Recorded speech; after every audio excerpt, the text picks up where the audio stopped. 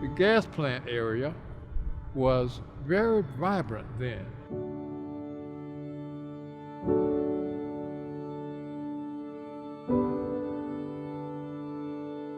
You knew everybody pretty much going up and down the street. It was truly a village. Everyone looked out for everyone. It was mixed income is what they like to call it now. It was that way because it was redlined and we could only live in certain parts of the city. We all lived in the same neighborhood. So there were school teachers in our neighborhood, doctors, physicians.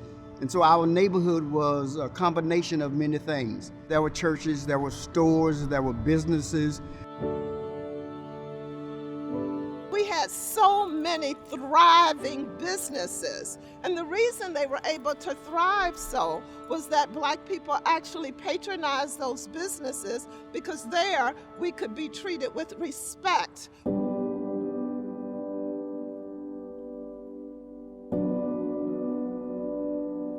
The plan to move us out was to make way for the stadium. That was made clear after we moved, but not clear before we moved.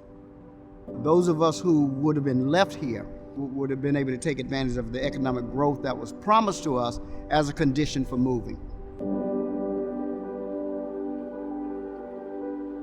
Most people were displaced. They lost the unity. They lost their safety nets. They lost their support system.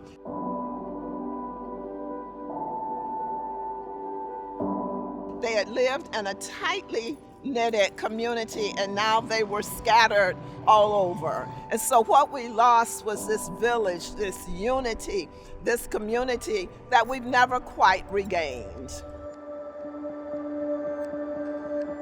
Well, what I'd like to see is to make sure that the history is told, A, and B, to make sure that those things that happen in this area include the African American community that was displaced. We need to see hotels down here. We need to see a convention center. So one of the foremost things I would think would be low-income housing to make it a neighborhood again. And also an allowance for businesses, something that everyday life in the neighborhood would support. The other part I think is so important is that the developer knows that it is expected that he will hire a certain number of contractors that other people like to call minority. That when Black people have the expertise that they are involved in the design, the construction. When the dome was constructed, a community was lost. Residents were displaced. Homes and thriving businesses they frequented, demolished. As the journey to redevelop the Tropicana Field site begins, it's important to remember the rich history of that site, to honor the legacy most impacted by the dome's construction nearly 4 decades ago. The city will support development on the site to revitalize and reconnect South St. Pete, physically, economically, and emotionally. And here's what that means to you. First, community engagement. Your input helped to inform our recent request for development proposals.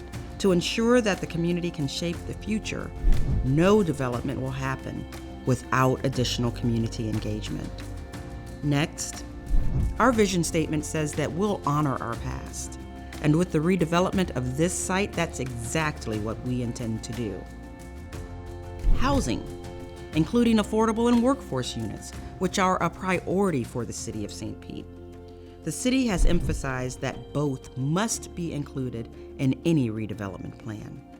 Revitalization and reconnection to the surrounding neighborhoods through continued efforts of home ownership, economic development, job skills training, and small business support initiatives. Transportation of all kinds. The Pinellas Trail and the Sunrunner BRT transit line will feature prominently in this redevelopment.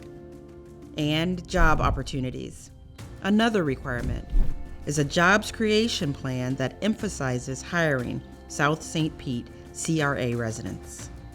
There will be opportunities for local and independent shops for entrepreneurs, and much needed affordable office space will also be included. All of this and so much more will help to make this generational redevelopment project what it should have always been. So stay engaged, St. Pete.